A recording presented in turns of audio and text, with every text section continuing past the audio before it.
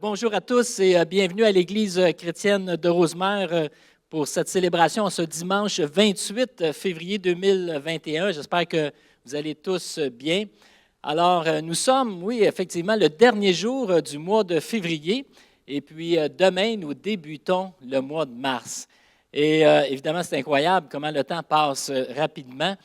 Mais le mois de mars 2021 nous rappelle avec une certaine douleur le mois de mars 2020. C'est sûr que l'effet de déstabilisation ne sera pas là et on va franchir de nouvelles étapes importantes, soit avec la campagne de vaccination, avec les développements qu'on voit qui vont nous permettre éventuellement de pouvoir se réunir, certainement d'avoir des rassemblements publics en nombre restreint. On est d'accord là-dessus, mais on envisage vraiment dans les prochains mois que les choses vont bien se développer. Alors, soyez fortifiés, puis encouragez-vous les uns les autres, que ce soit par des contacts au travers tous les moyens de communication qui sont à notre disposition. Et oui, soyons persévérants au travers toute cette période que nous vivons. Prenons courage et comme mes chers parents disent souvent, Claude et Raymond Ducharme, 86 et 87 ans. Ils nous répètent très souvent « un jour à la fois ». Et je trouve ça drôle parce que mon père, chaque fois qu'on se parle par téléphone, il veut toujours nous chanter cette chanson-là. « Un jour à la fois, ô mon Dieu, c'est tout ce que je demande ». Et j'aime leur positivisme, j'aime leur optimisme, malgré le fait qu'ils sont des personnes âgées. Alors, je les salue affectueusement parce qu'à tous les dimanches, ils nous écoutent religieusement, ils écoutent nos célébrations. Alors, je vous dirais bon dimanche et soyez remplis d'espérance et de la présence de Dieu tout au long de cette célébration. Mais on a quelques annonces ce matin à faire et puis on a une annonce évidemment très importante à faire ce matin que vous voyez à l'écran maintenant, le 7 mars prochain, donc dimanche prochain. Vous avez probablement peut-être vu l'annonce dans l'infolette cette semaine. Nous allons avoir notre première célébration live sur la plateforme Zoom, tous ensemble, dimanche matin prochain à 10 heures. Alors, ça signifie qu'on va pouvoir tous se connecter à 10 heures et puis être capable de se voir les uns les autres. Maintenant, c'est une première, c'est la première fois qu'on va faire une célébration sur la plateforme Zoom. Alors, on va procéder de différentes façons. On va avoir une certaine animation live pour cette célébration. Vous allez avoir l'occasion de vous voir les uns les autres. Et puis, par contre, il n'y aura pas d'interaction. Ça va être juste l'animateur, celui qui va présider, qui va pouvoir s'adresser à l'auditoire. Et nous aurons donc l'enseignement qui va avoir été préenregistré, mais l'enseignement va être diffusé ce matin-là. Nous allons avoir la louange également. Et nous aurons aussi la participation au repas du Seigneur. Donc, vous êtes invités à vous joindre à tout le groupe des frères et sœurs de l'Église chrétienne de Rosemère dimanche prochain à 10 heures et de vous préparer avec le pain, la coupe, parce qu'à la fin de la célébration, il va y avoir une animation autour du repas du Seigneur. Et ça va se faire en live. Ça va se faire ici, en live, sur Zoom, et vous allez donc pouvoir participer à cela. Alors, ce matin, on a une très, très belle célébration à vous offrir, encore une fois. Puis ensemble, on veut vraiment célébrer, on veut louer Dieu. On veut surtout ouvrir notre cœur à Dieu, parce qu'il a de belles et bonnes choses pour chacun de nous. Et ce matin, on va avoir, oui, notre équipe de louange, avec quelques chants de notre équipe de louange, et on va avoir la joie d'entendre un enseignement avec le pasteur donc Jacques Bugeaud, qui est membre de l'équipe pastorale ce matin. Alors, une très belle célébration. Vous savez qu'on a débuté la semaine dernière, si vous n'avez pas eu l'occasion de voir la célébration dimanche dernier, on a débuté une nouvelle thématique, et vous la voyez à l'écran, « Tester positif pour Jésus ». On considère que c'est quand même un titre assez punch dans les circonstances, et vous avez juste à écouter donc l'intro de la semaine dernière pour comprendre un peu qu'est-ce qu'on entend par cette thématique-là, et puis le but qu'on se donne au travers de cette thématique-là. Mais ce qui est la bonne nouvelle aussi, c'est que les enseignants de l'Église chrétienne de Rosemère vont adresser des messages, comme ce matin avec Jacques, en lien avec cette thématique-là. Mais nous aurons aussi en alternance cette série que vous pouvez voir aussi à compter de dimanche prochain, donc une série sur une étude sur le livre de Paul aux Éphésiens, l'Épître de Paul aux Éphésiens. Alors, c'est une étude qui sera apportée par François Pinard et Patrice Nagan.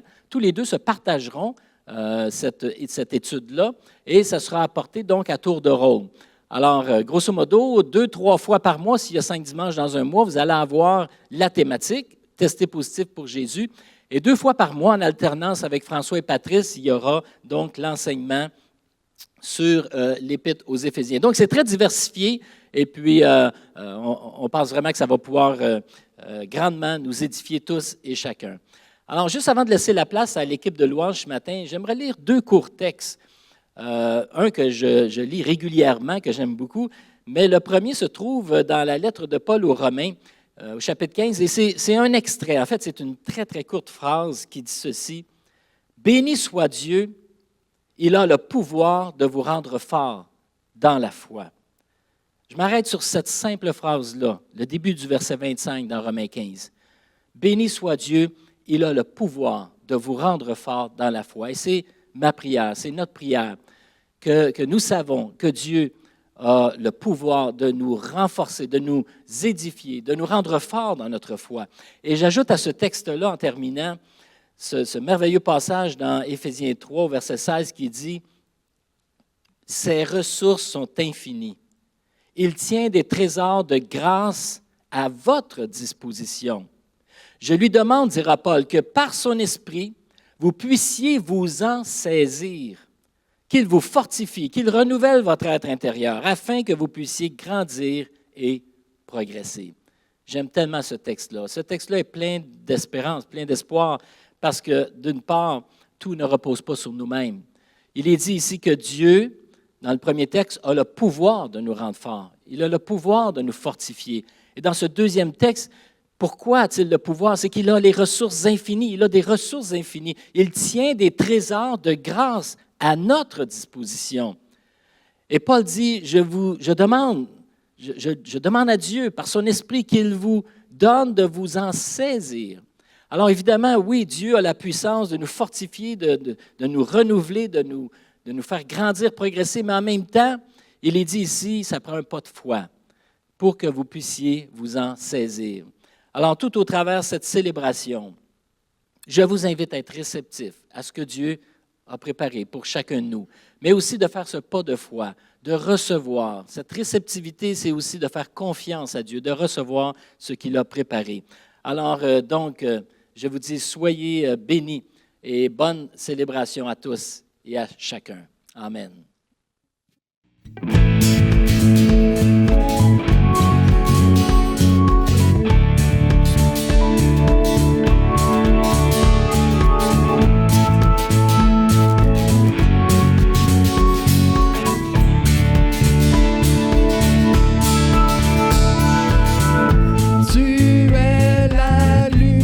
Qui brille dans le noir. Oh, oh, oh, oh. Tu es mon soutien, tu me redonnes de l'espoir. Oh, oh, oh, oh. Non, je n'aurai pas honte de proclamer de tout mon être. Je veux le déclarer. Christ est ma joie. C'était ma joie. Je n'aurais pas peur de chanter, pas peur de crier oh.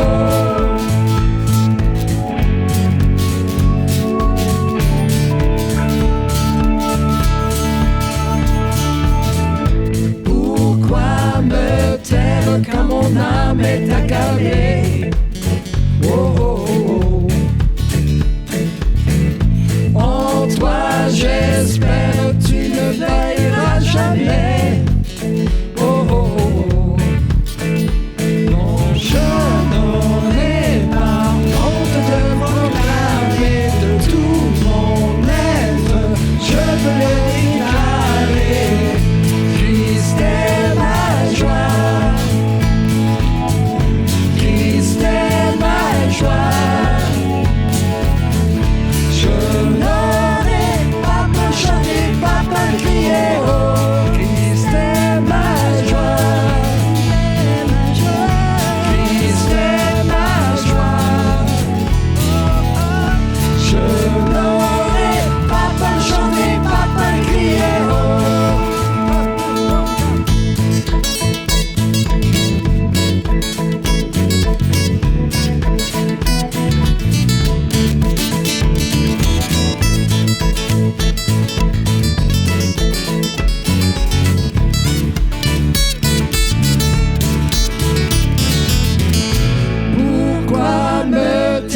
quand mon âme est accablée. Oh, oh, oh, oh. Hey! Christ est ma joie. Christ est ma joie. Je n'aurai pas peur de chanter, pas peur de crier. Oh, Christ est ma joie. Christ est ma joie. Je n'aurai pas peur de chanter, pas peur de crier. Oh, Christ est ma joie. Il est ma joie. Christ est ma joie. Je n'aurai pas peur de chanter, pas peur de crier, pas peur de chanter, pas peur de crier. Oh.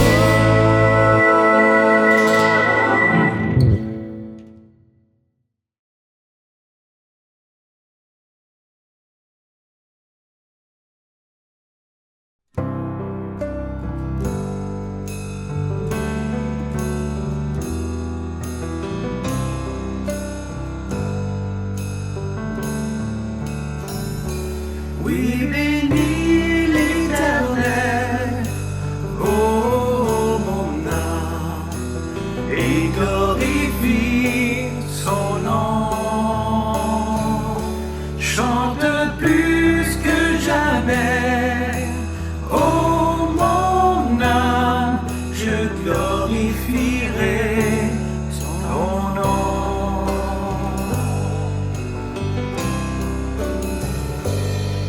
Voici l'aurore, le jour se lève, tout à nouveau, je veux chanter, malgré les circonstances et ce qui pourrait m'attendre. Le soir encore, je te chanterai.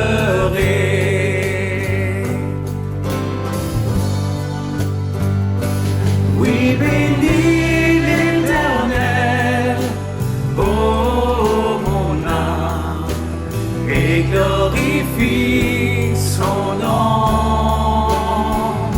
Chante plus que jamais, ô mon âme, je glorifierai ton nom.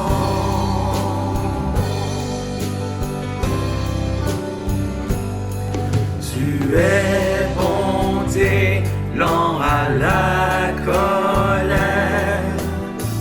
Ton nom est grand et ton cœur est bon.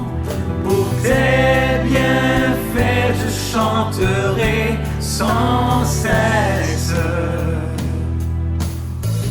Sans nombre sont les raisons de mon cœur.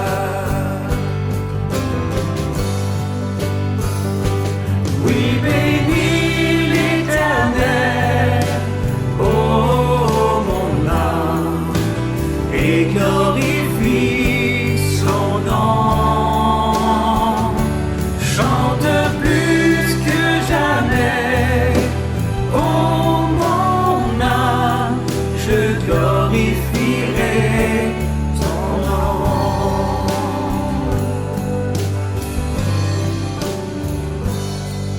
En ce jour où faibliront mes forces, cette heure approche où viendra la fin. Alors mon âme chantera encore. Durant 1000 ans éternellement.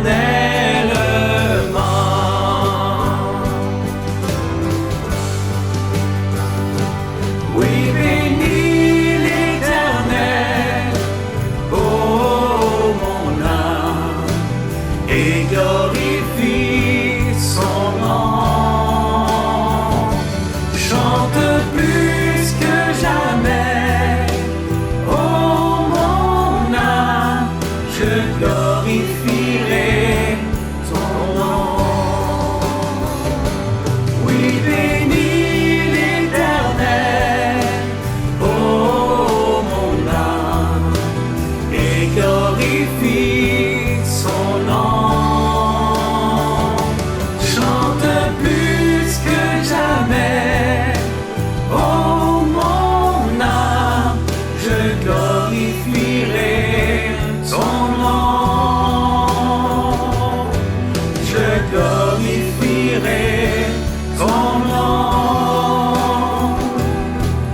je glorifierai ton nom.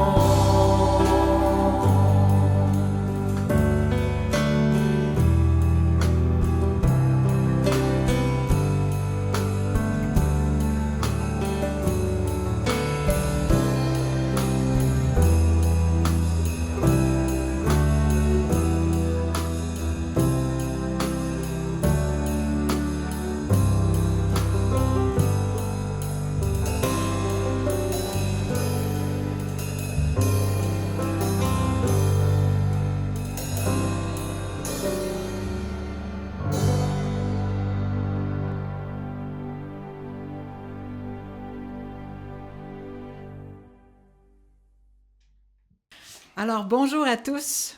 C'est un grand bonheur et une grande joie d'être parmi vous. Et on est très heureux d'être ici. Je suis très heureuse de retrouver mes super et fidèles amis, Linda et Sylvain. Et je suis très contente de retravailler avec eux. Et je réalisais que Dieu ne nous abandonne jamais. Il est toujours là, peu importe les situations de notre vie, peu importe ce qui se passe dans nos vies, il nous suit pas à pas. J'en suis une preuve. C'est un Dieu bienveillant. Comme je partageais avec certains, Dieu m'a ramené à la vie il y a quelques mois. J'ai fait un 360 degrés. J'ai été touchée à nouveau par Dieu. Je vais maintenant vous interpréter un chant que j'ai composé il y a plusieurs années. Il y en a qui vont s'en souvenir. Vous savez, Dieu a touché mon cœur à plusieurs moments dans ma vie. Et encore aujourd'hui, il touche mon cœur. Soyez touchés par lui ce matin. Il nous aime, si vous saviez, chacun de nous, d'un amour infini. Je vous offre Tu touches mon cœur. Bonne action de grâce.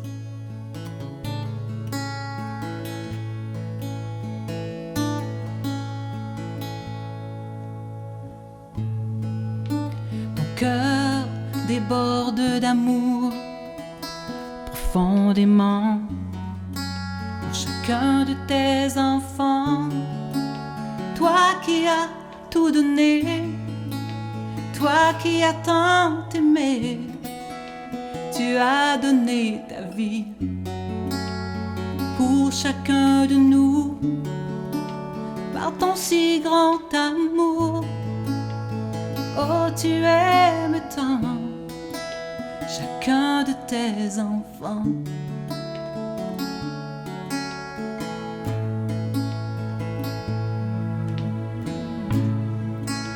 Ton cœur déborde d'amour profondément pour chacun de tes enfants.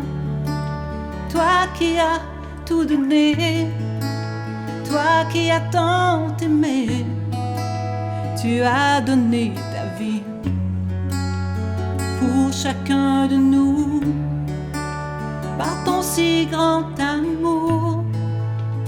Oh, tu aimes tant chacun de tes enfants. Tu touches mon cœur intensément. Tu touches mon cœur, oh, par ton amour. Tu touches mon cœur. Jamais je ne cesserai de chanter ton nom, tant que j'existerai, de parler de ton nom, toi mon bien-aimé.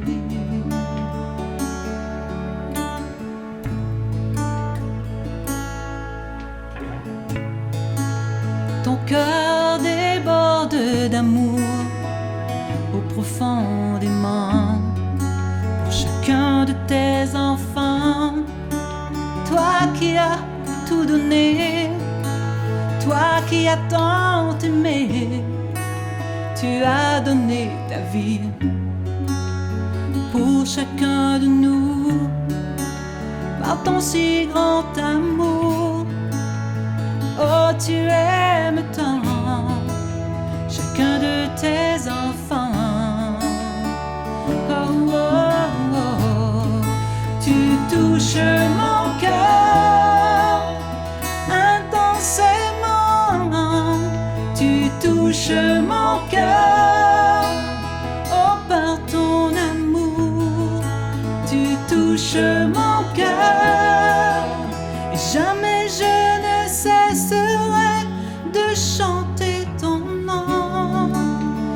j'existerais de parler de ton nom, toi mon bien-aimé.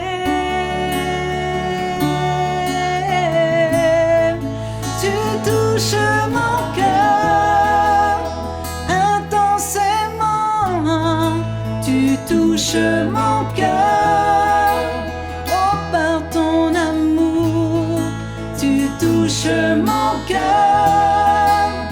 Jamais je ne cesserai de chanter ton nom, tant que j'existerai de parler de ton nom, toi mon bien-aimé.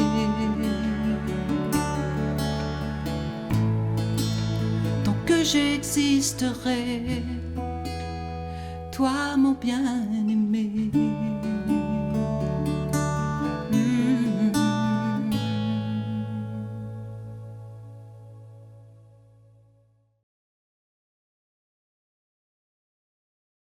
Bonjour à vous tous.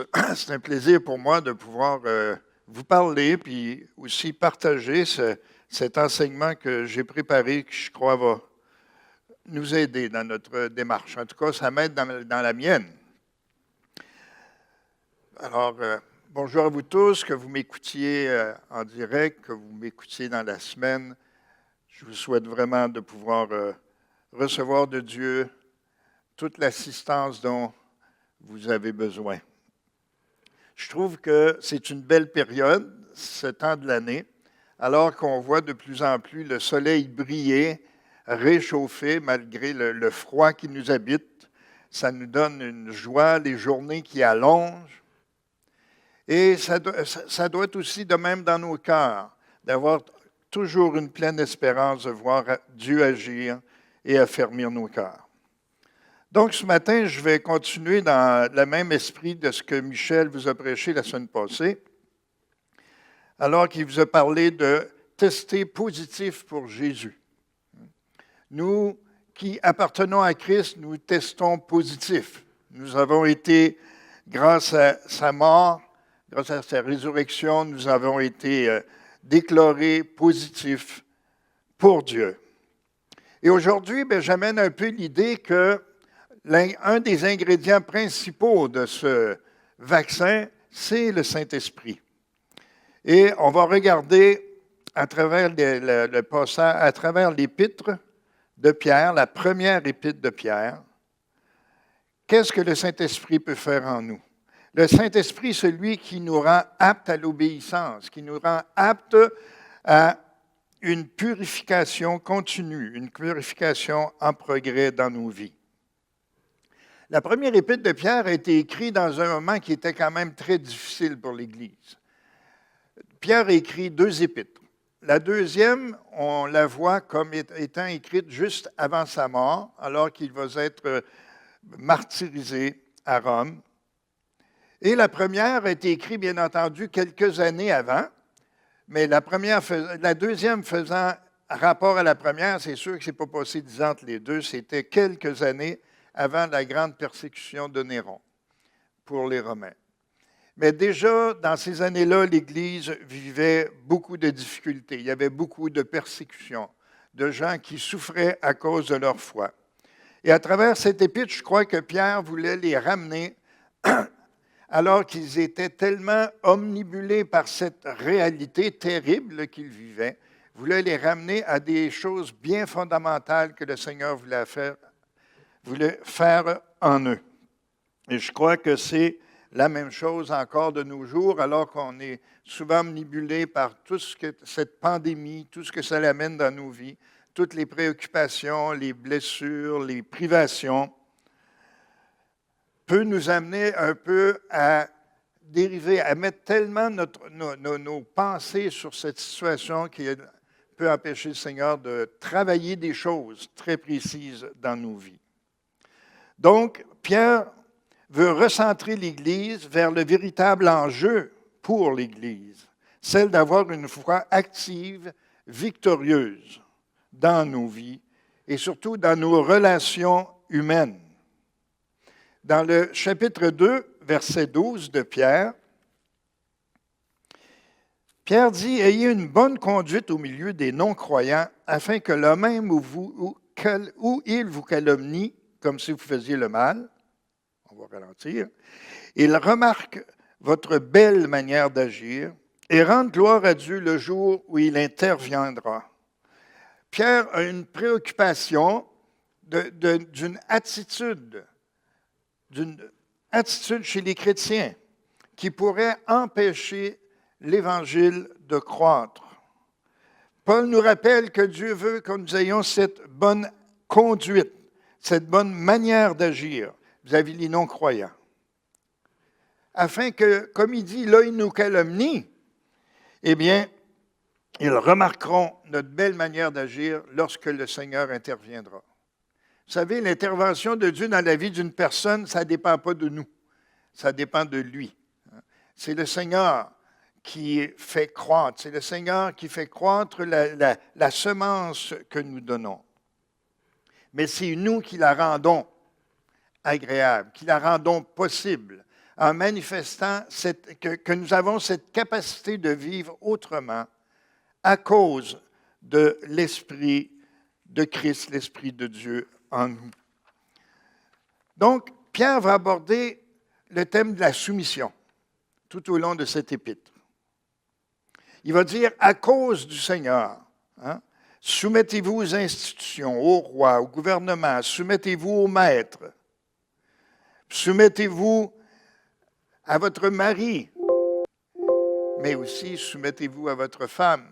C'est un thème qui paraît des fois dans notre esprit. En tout cas, moi, je me rappelle d'un premier temps que j'étais au Seigneur, cette pensée de la soumission de la femme. Mais lorsqu'on lit Pierre qui dit au mari, après avoir parlé aux femmes, de même, Marie, de même, comme vos épouses, c'est l'idée. C'est cette soumission mutuelle les uns aux autres. Et enfin, Pierre va aborder la soumission dans l'Église. Aujourd'hui, c'est sûr qu'aujourd'hui, on vit dans un monde bien différent de Pierre. Dans le temps de Pierre, les gouvernements, c'était principalement des rois, des autorités, des gens qui avaient toute liberté d'agir comme ils le voulaient. Et aussi, de même, les maîtres. Les gens ne travaillaient pas pour des employeurs, ils travaillaient pour des maîtres. Ils étaient des esclaves. Et on peut se dire, mais ils n'avaient vraiment pas le choix dans cette situation de se soumettre, mais ce n'est pas l'esprit de ce que Pierre amène. Je crois que cet évangile est tout à fait, cet épître, le défaut, cet épître est tout à fait valable de nos jours.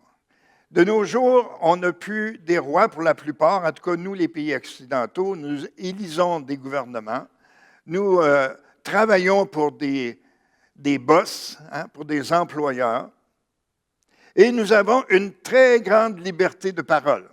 On peut dire n'importe quoi à n'importe qui, c'est plus que jamais vrai. Une grande liberté de parole pour s'opposer, pour faire valoir ce que nous voyons, ce que nous sommes contre. Et c'est normal, on va revoir ça tantôt, mais c'est normal d'avoir une pensée, d'avoir une façon d'être, de voir les choses. Mais il ne faut pas oublier ce proverbe 10-19 qui dit que celui qui parle beaucoup ne manque pas de péché, mais que celui qui met un frein à ses lèvres est un homme avisé.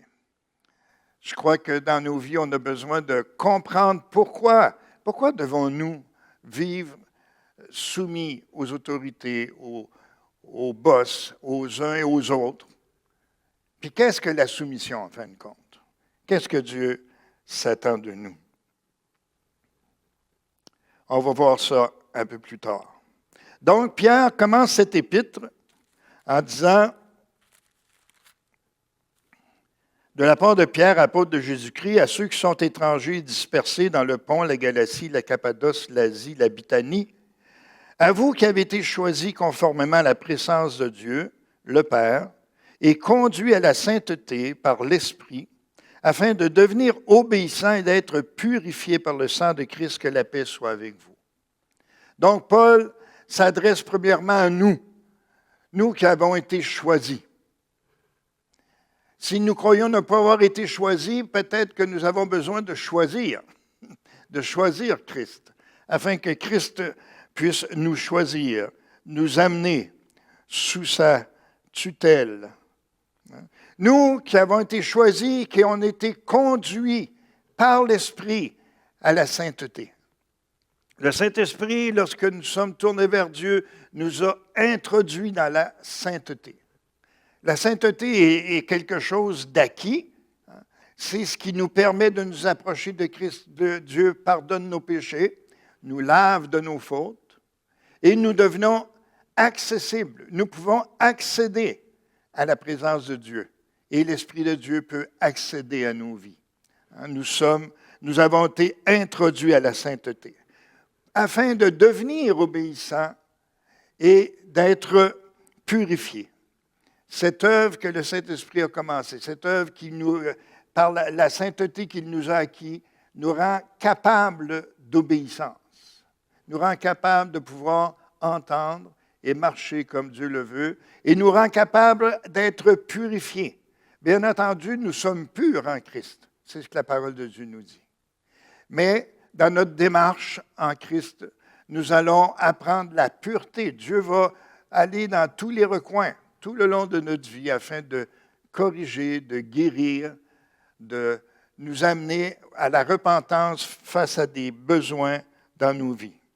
Et Pierre continue en disant, « Béni soit Dieu le Père de notre Seigneur Jésus-Christ, conformément à sa grande bonté, il nous a fait naître de nouveau à travers la résurrection de Jésus-Christ, pour un héritage qui ne peut ni se détruire, ni se souiller, ni perdre son éclat, et il vous est réservé dans les cieux. À vous qui êtes gardés par la puissance de Dieu au moyen de la foi, pour le salut prêt à révéler dans les derniers temps. » Béni soit Dieu, dit Pierre. Bénissons le Seigneur, en effet, pour sa grande bonté. Il nous a fait naître de nouveau au travers de la résurrection. J'aime cette version, c'est sûr que c'est la version second 21 là, que j'ai, mais j'aime beaucoup cette version. Il nous a fait naître au travers de la résurrection de Christ. Parce que Christ est mort, il a payé nos fautes, il est ressuscité, il a vaincu la mort. À travers sa résurrection, Dieu, le Père, dans sa bonté, nous a donné la vie. Et non seulement il nous a donné la vie, mais il nous garde par sa puissance. Et cette puissance, Dieu veut la révéler dans nos vies. Et il la révèle comment? Au moyen de la foi. Il continue au verset 6, Pierre, il dit, c'est ce qui fait votre joie maintenant, même si maintenant, puisqu'il le faut, vous êtes pour un peu de temps attristés par diverses épreuves.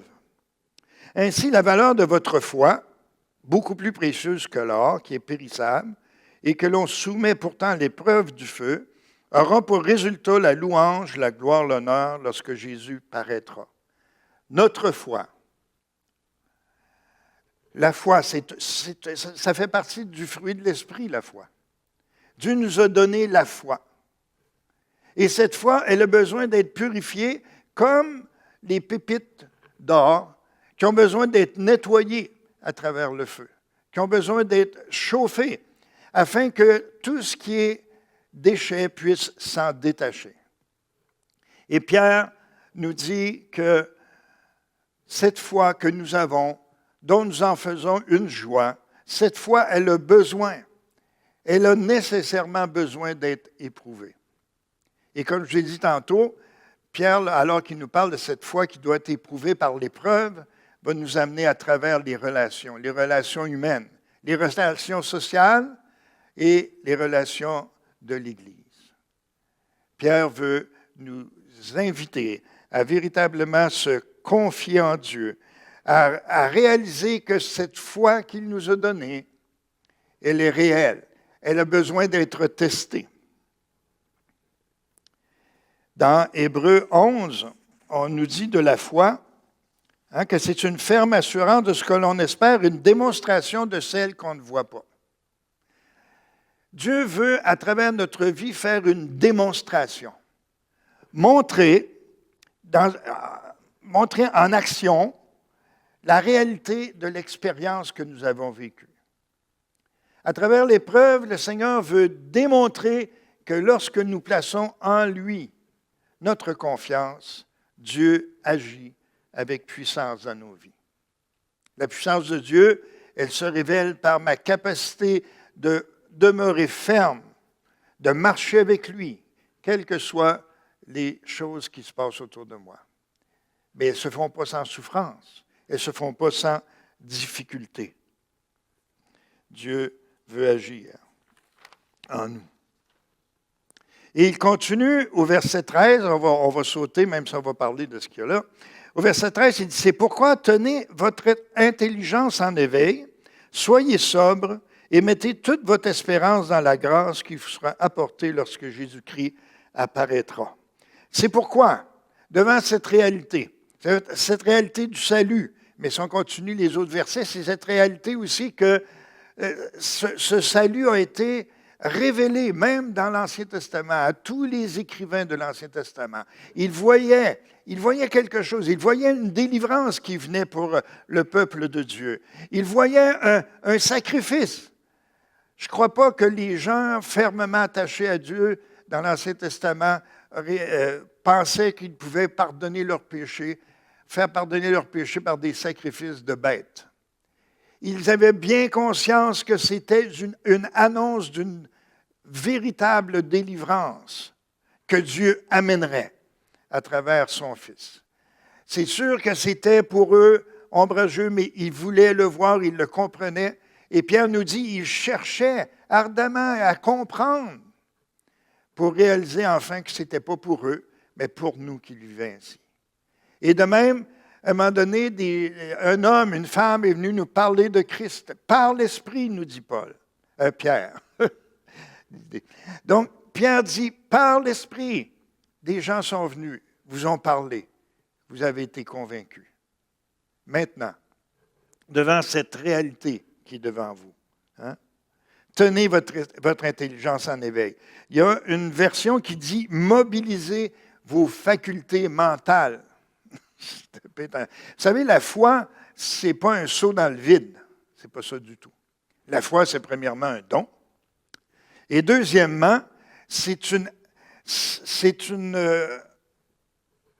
foi qui peut grandir et qui est basée sur une réalité. Les réalités qu'on vient de voir maintenant, le pardon des péchés, la sanctification, l'héritage qui nous attend, l'espérance vivante. J'aime le terme espérance vivante. C'est une espérance vivante, elle vit en nous. Elle prend forme en nous, elle grandit en nous à mesure que nous apprenons à marcher avec fidélité et avec foi. Puis, de réaliser que nous sommes gardés, nous mender, nous mobiliser nos facultés, mémorisant, remémorant cette réalité qui est la base de notre vie, le salut que Christ nous a donné. Mais aussi réaliser que c'est en même temps un appel que Dieu nous lance de vivre à travers les souffrances. Dans 1 Pierre, chapitre 2, verset 20, il est écrit « Mais si vous endurez la souffrance alors que vous faites ce qui est bien, c'est une grâce aux yeux de Dieu. » De fait, c'est à cela que vous avez été appelés, parce que le Christ aussi a souffert pour nous, en nous laissant un exemple, afin que nous suivions ses traces.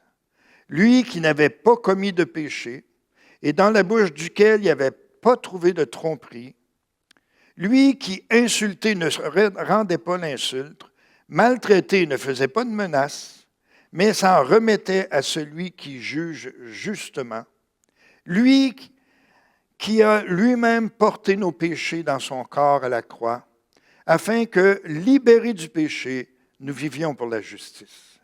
C'est par ces meurtrissures que nous sommes guéris. Gloire à Dieu. C'est un appel. Dieu nous appelle à marcher de la même façon que Christ a marché sur cette terre. Dieu nous donne sa puissance et il désire nous voir marcher comme Christ a marché. Et connaître la délivrance à travers cette marche, parce qu'il est celui qui nous guérit. Bien entendu, ici, on ne parle pas de guérison physique. On le sait que que par ses meurtrissures, nous sommes guéris, c'est bien plus qu'une question de guérison physique, mais c'est la guérison de notre âme, c'est la guérison de nos blessures, c'est la guérison de nos craintes.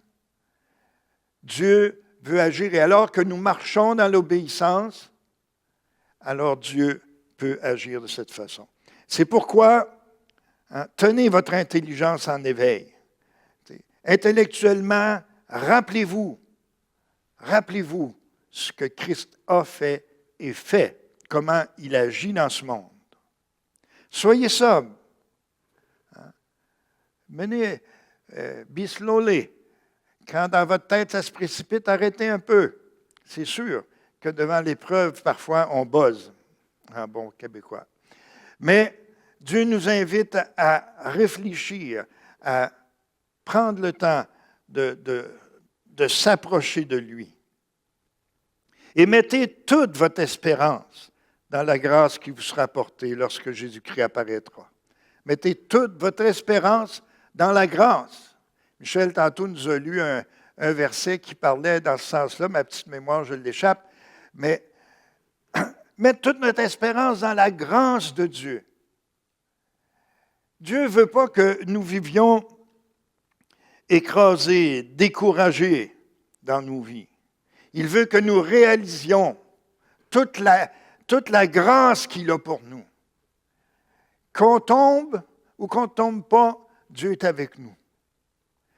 C'est sûr et certain que dans notre vie, on connaît des moments difficiles, que des choses qu'on n'arrive pas à saisir, qui nous découragent. On peut tomber même des fois dans le découragement, même dans une dépression. C'est possible.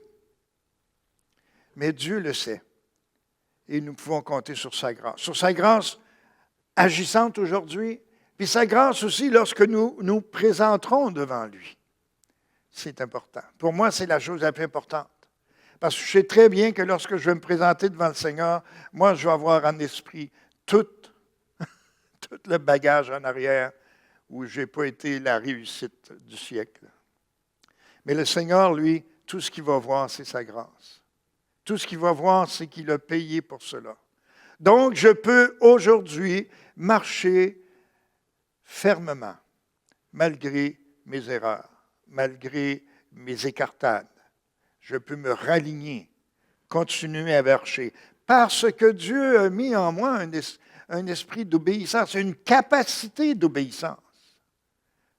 Dans les Écritures, souvent, on va nous faire la remarque que l'homme sans Dieu ne peut même pas plaire à Dieu. Il ne peut pas lui plaire, il ne peut pas marcher avec lui. Parce que c'est l'Esprit en nous qui nous donne cette capacité d'obéissance, qui nous conduit dans l'obéissance, nous amène dans l'obéissance. Dieu veut produire cet effet en nous. Et ailleurs, dans le chapitre 4, verset 1, encore, Pierre va dire, « Ainsi donc, puisque Christ a souffert pour vous, dans son corps, vous aussi, armez-vous de la même pensée. » Ne soyez pas surpris. Armez-vous de cette pensée.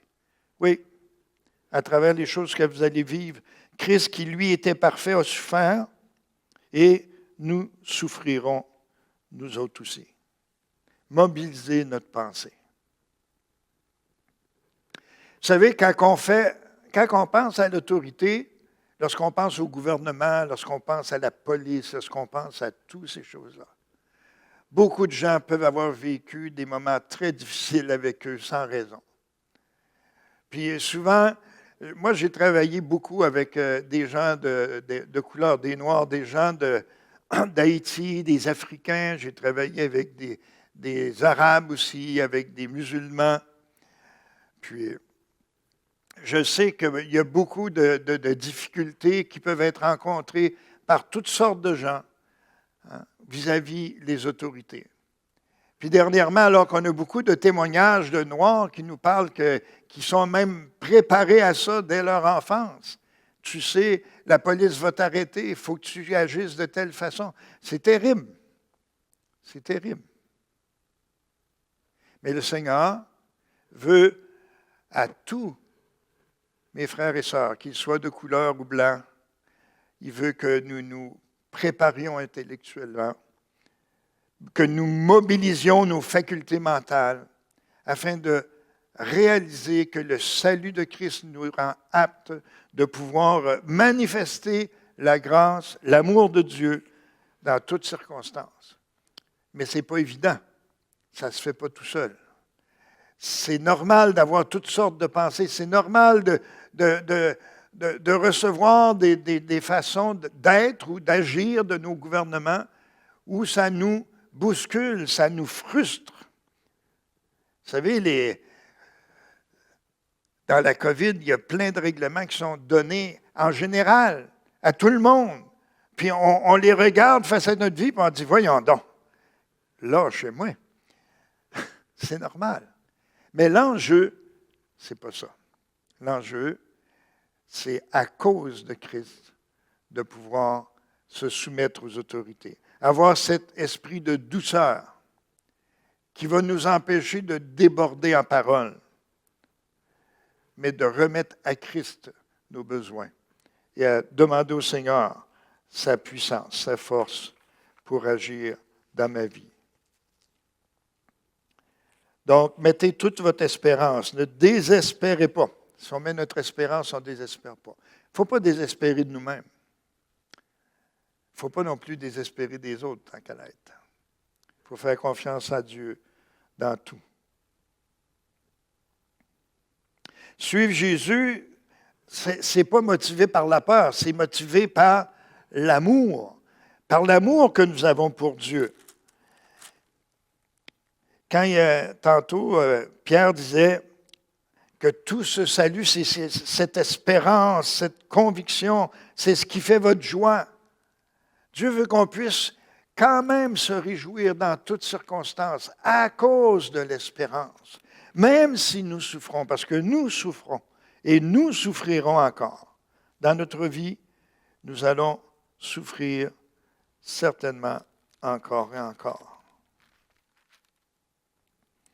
Donc, en continuant, Pierre dit, « En enfant obéissant, ne vous conformez pas aux désirs que vous aviez autrefois quand vous étiez dans l'ignorance.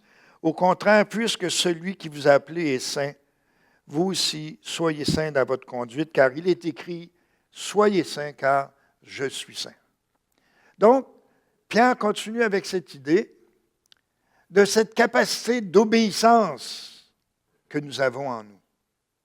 Obéissance comme des enfants à leurs parents. On a la joie extrême de garder régulièrement notre petite fille. Et c'est tellement une réalité que l'enfant, parce qu'il est aimé, s'il est en tout cas dans un endroit aimé, mais même quand ils ne le sont pas, il cherche à être aimé. Mais l'enfant veut plaire aux parents parce qu'il les aime. Hein? Il veut être comme le parent veut. C'est naturel en lui. Et de même, dans notre vie, nous devons garder cet esprit naturel d'enfant, de désirer plaire au Seigneur. Et de se rappeler que Dieu nous appelle nécessairement. Soyez saints, car je suis saint. Et là, Pierre ajoute, hein, et si vous faites appel à Dieu comme un père, à celui qui n'a de considération de personne, enfin, je vais prendre la formule, et si comme un père que vous faites appel à Dieu, à celui qui juge chacun conformément à sa manière d'agir, sans faire de favoritisme, conduisez-vous avec une crainte respectueuse pendant le temps que vous vivez.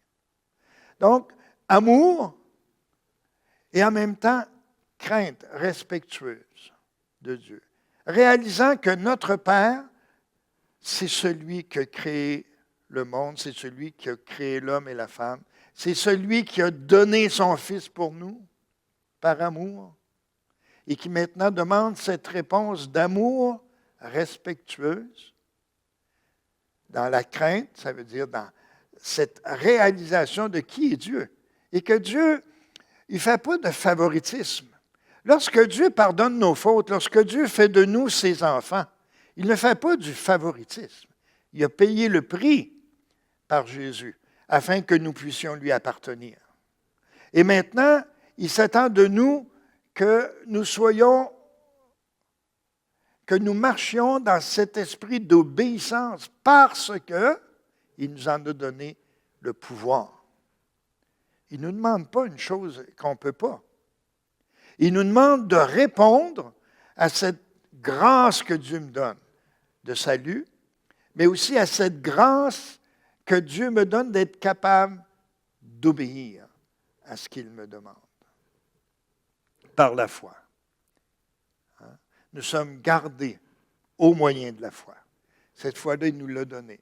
Maintenant, nous voulons l'exercer, la mettre en pratique, la démontrer en acceptant les épreuves qui viennent dans nos vies, à travers les autorités ou autres. Ça peut être aussi la maladie, ça peut être plein de choses.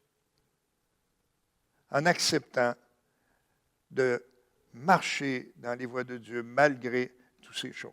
Se confier en lui.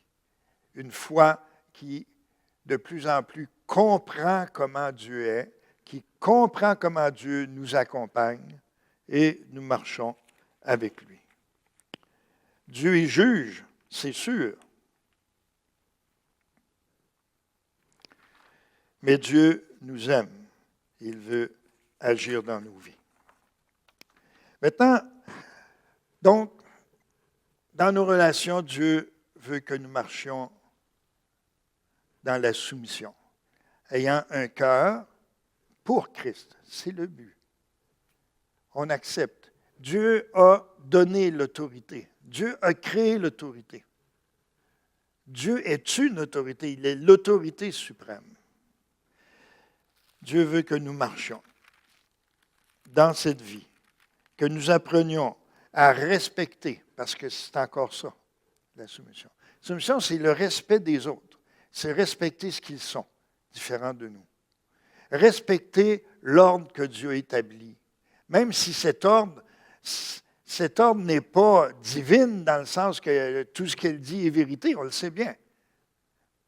J'ai connu des gens qui ont été en autorité, des chrétiens, qui n'ont pas toujours été aussi favorables, à mon avis, à ce que Dieu voulait dans leur vie, dans leur propre transmission de l'autorité. À un moment donné, je travaillais avec une infirmière chrétienne, mais mes amis, des fois, je me demandais, mais c'était mon infirmière. Alors, je m'adaptais à elle, puis je trouvais des façons de pouvoir l'avoir sur mon bord positivement pour agir dans des circonstances où je croyais que ça devait être fait d'une telle ou telle façon. Mais qu'elle soit chrétienne, qu'elle ne soit pas chrétienne, ça n'enlevait rien à ma responsabilité de respecter son autorité en tant qu'infirmière et de vouloir coopérer avec elle pour le bien des résidents. C'est la réalité. Et enfin, on va aller au chapitre 5 et on va aborder la soumission dans l'Église. Où Pierre dit, « Voici donc la recommandation que j'adresse à ceux qui sont anciens parmi vous, moi qui suis ancien comme eux. » On va parler de Pierre un peu. Pierre ici se présente comme ancien. Hein? Moi, ancien comme eux. On a connu le Pierre des évangiles. On a connu le Pierre des actes, du début des actes. Hein? Comment Pierre, sa démarche avec Christ, après ça, Pierre qui a pris une place prépondérante dans l'Église. Il a été l'évangéliste qui a amené des milliers de personnes à Christ. Il a vu Dieu bénir son ministère, son appel. Alors qu'à un moment donné, il marche vers le temple, il parle à un homme qui était paralysé des jambes et il le guérit. Il voit la puissance de Dieu. Non seulement ça, on nous dit qu'à un moment donné, Pierre marchait dans les rues de Jérusalem, enfin, il me semble que c'était à Jérusalem, et les gens étaient guéris juste par l'ombre qui les touchait. Pierre a connu la gloriole de servir le Seigneur, la puissance de Dieu. Certains diraient la vraie. Moi, je crois que la puissance de Dieu est toujours vraie. Et donc, Pierre passe et connaît cette chose-là. À un moment donné, il est envoyé en prison. Les gens, enfin, je ne suis pas sûr qu'il a fait la prison ce fois-là. Hein. En tout cas, la première fois, il est arrêté. Il va voir les responsables religieux. Et les responsables,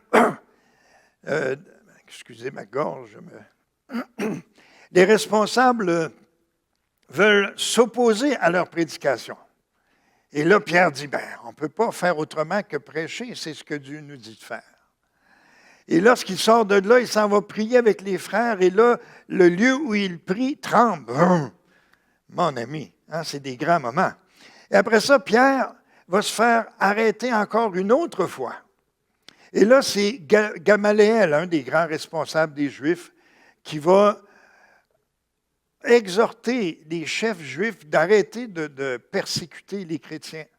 Parce qu'il dit, vous ne savez pas si ça vient de Dieu ou non. Laissez aller, Dieu verra. Et après avoir été battus, ils sont relâchés, heureux d'avoir été battus pour Christ, et trouvent une liberté pour pouvoir prêcher l'Évangile. Plus tard, c'est Hérode qui arrête Jacques. Et là, Hérode, lui, ne met pas autant de gants blancs. Il arrête Jacques, il le tue. Il arrête Pierre et il veut le tuer. Et là, Pierre va être libéré miraculeusement. Et là, il va se rendre à un endroit où c'est que les frères sont, qui priaient pour lui. Ils vont les saluer, il va sortir et il va disparaître de notre vue, pas de la vue du Seigneur. Et nous allons en entendre parler une fois, alors qu'il était à Jérusalem, Paul était venu. Alors Pierre va s'adresser aux collègues qui étaient là réunis afin de discuter du témoignage de Paul puis des églises non juives. Et là, Pierre va donner son témoignage. Mais ce n'est plus Pierre qui est le grand, celui vers qui on regarde, mais c'est Jacques. C'est Jacques qui va dire, en effet, selon ce témoignage. Bon. Donc, on voit que Pierre a eu comme un éloignement. Après ça, il va disparaître. Et on va le voir réapparaître dans Galates, malheureusement. Parce que dans Galates, Paul, à un moment donné, va compter ce moment où à Antioche, il rencontre Pierre. Pierre qui a eu une attitude mauvaise face aux frères qui venaient d'origine païenne. Et que lorsque des Juifs arrivent, des croyants juifs arrivent de Jérusalem, là, il va commencer à se cacher, à éviter des chrétiens païens. Et même à un point où il a influencé d'autres gens. Et là, Paul va le reprendre fermement. Il va s'opposer à lui. Et ce fait vécu s'est retrouvé dans une lettre que nous avons encore aujourd'hui. Donc, Pierre, tout le restant de sa vie, a été connu comme celui dont Paul s'était opposé à cause de sa faiblesse. On ne sait pas comment Pierre a réagi sur le fait, puisque Paul ne nous en parle pas. Peut-être que Pierre a fait comme lorsqu'il avait renié Jésus. Il était parti se cacher, il s'était éloigné. Pierre avait cette tendance, certainement, à rechercher la faveur des hommes. C'est pour ça qu'il s'était posé à Jésus lorsque Jésus parlait de sa mort. Ne t'en déplaise, ça n'arrivera pas. Puis, lorsque, donc, il a été confronté, peut-être qu'il a eu la même réaction. Parce que, vous savez, dans nos vies, il y a des choses qui demeurent. Là, tout va bien, puis lorsqu'à un moment donné, nous sommes coincés, nous avons tendance à agir d'une telle et d'une telle façon. Mais la grâce de Dieu est grande, puisque nous retrouvons, à la fin de sa vie, Pierre, toujours le même Pierre, dans une fonction différente dans l'Église. Il n'est plus l'étoile brillante, mais il a continué à servir. Il écrit à plusieurs églises, donc il y avait des liens avec ces églises-là. Et non seulement cela, mais Pierre avait dépassé tout cet événement-là, puisque dans sa deuxième épître, Pierre va prendre le temps de rappeler que Paul écrit des choses que beaucoup de gens ne comprennent pas, difficiles à comprendre. Mais Pierre approuve ses écrits. Pierre est pleinement en accord avec Paul. Pierre a grandi dans sa vie. Il a accepté cette soumission spirituelle, cette soumission aux autres. Donc, Pierre. Vous savez, on va lire juste 2 versets au début. Là, je ne sais pas ça fait combien de temps qu'on est là, mais au verset 22, Pierre va dire, « Vous avez purifié votre âme en obéissant par l'Esprit à la vérité pour avoir un amour fraternel sincère. » Pierre dit, le but de cette obéissance, le but de cette démarche spirituelle en Christ, de cette purification dans l'obéissance, c'est d'avoir un amour fraternel sincère. Donc, dit Pierre, aimez-vous donc ardemment les uns les autres.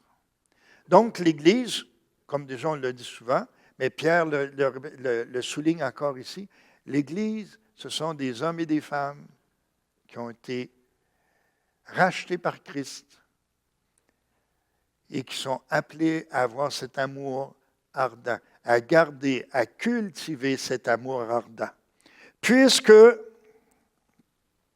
en obéissant à la vérité pour avoir un amour fraternel, donc puisque Dieu nous a donné, l'amour fraternel, c'est aussi un don de Christ.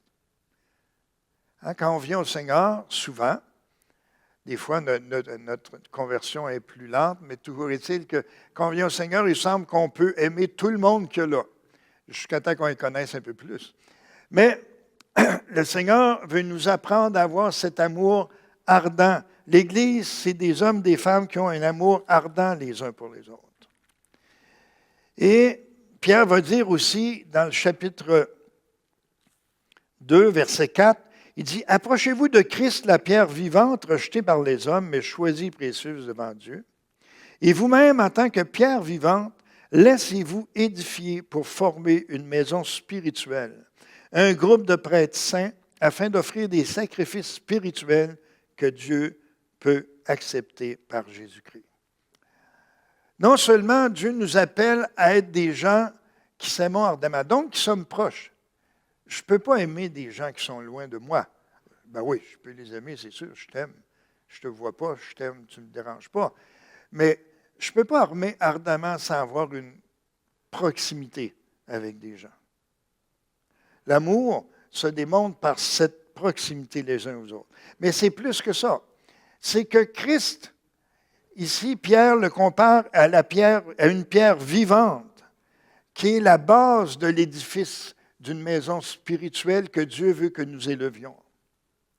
Et nous-mêmes, en tant que pierre vivante, Pierre dit, laissez-vous édifier pour former une maison spirituelle. Laissez-vous édifier, laissez-vous placer. C'est ça. Lorsqu'on édifie un bâtiment, c'est qu'on l'élève. Hein? On met morceau sur morceau qui produisent. De même, Dieu nous appelle à être l'Église, à être cet édifice spirituel, cette pierre vivante. Vous, pierre vivante, au pluriel. On ne peut pas élever un édifice tout seul, on met la pierre dans le coin, et on dit, bah, ça c'est mon édifice.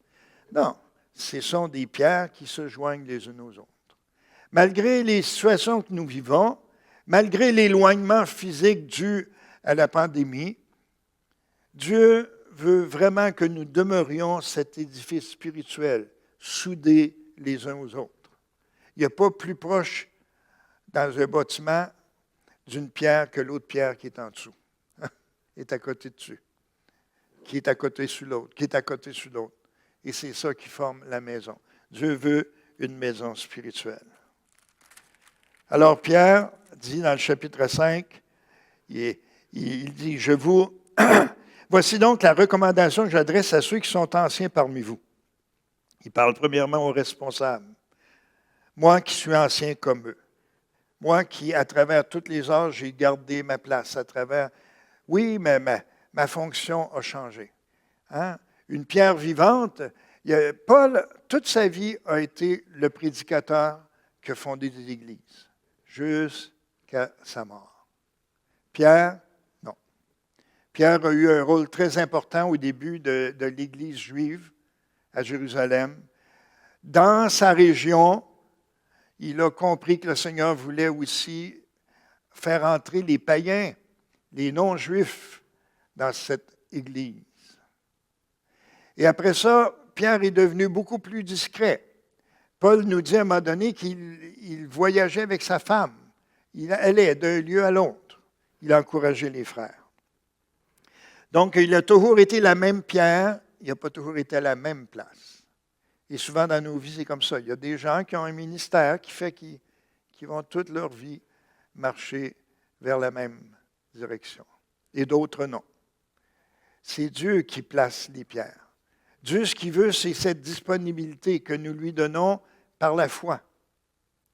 En laissant notre foi être purifiée, en laissant Dieu agir dans nos vies, nous placer comme il le veut.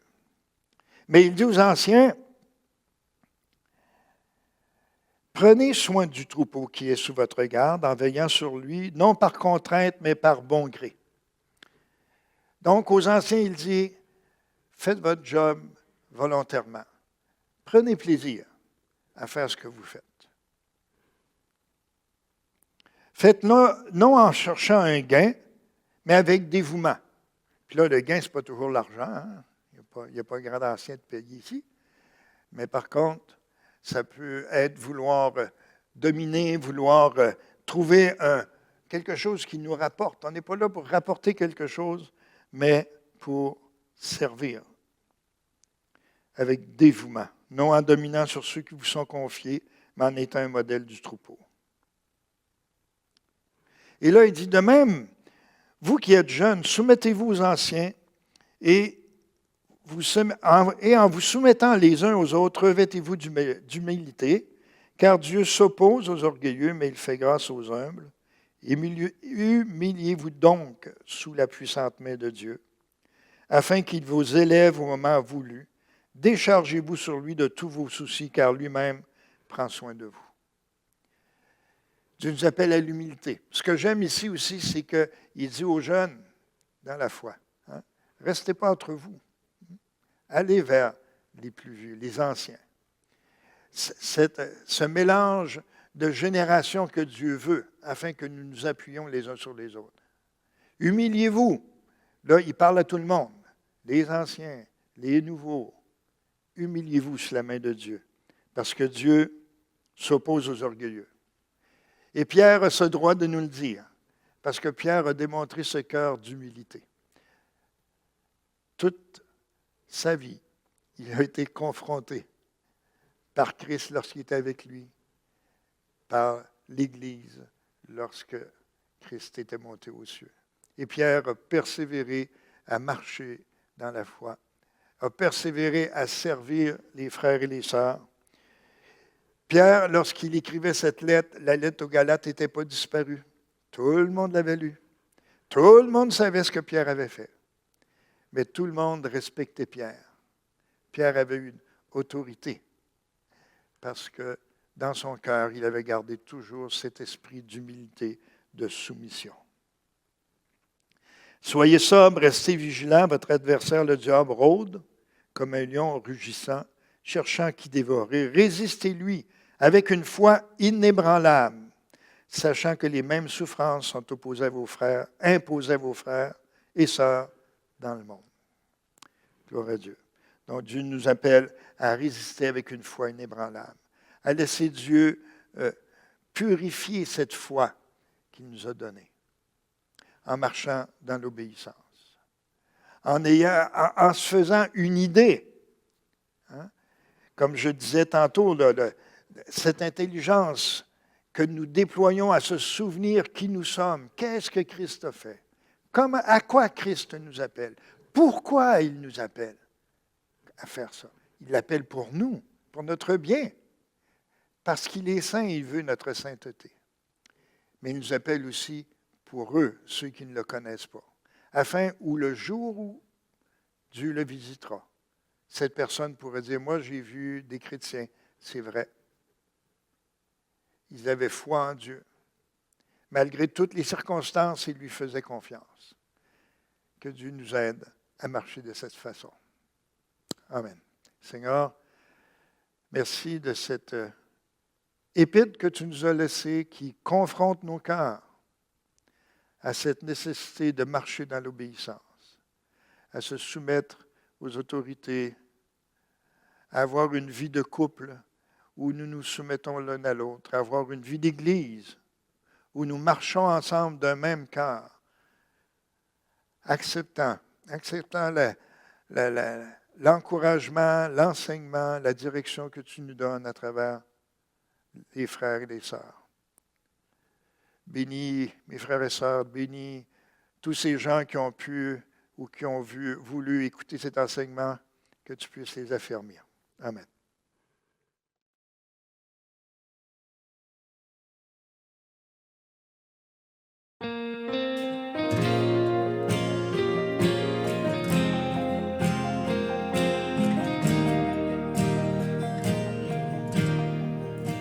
Jésus seul est mon espoir, lui ma lumière, ma force, mon chant, pierre angulaire, solide rempart, même quand l'orage devient violent. Oh quel amour, oh quelle paix, les luttes cessent, la peur se tait, mon réconfort, mon plus grand bien, dans l'amour du Christ je me tiens. En Jésus seul, Dieu s'est fait chair, dans un enfant auquel mystère, ce don d'amour, de sainteté, haï par ceux qu'il va sauver.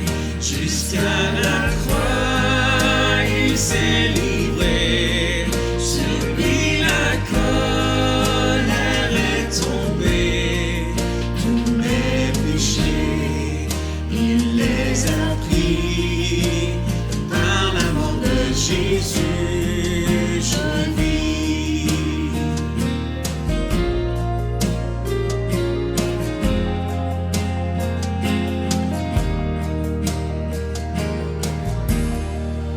Là dans la tombe, il reposait, lumière vaincue par les ténèbres. Quel jour glorieux, il apparaît, d'entre les morts il se relève, et sur ma vie, par sa victoire, le péché perd tout son pouvoir. Il est à moi, je suis à lui, racheté par le sang du Christ. Je vis en paix, je meurs sans crainte, gardé par la puissance du Christ, du premier cri au dernier souffle. Jésus est maître de ma vie. Les pleurs des hommes ou du malade ne peuvent m'arracher de sa main, et qu'il revienne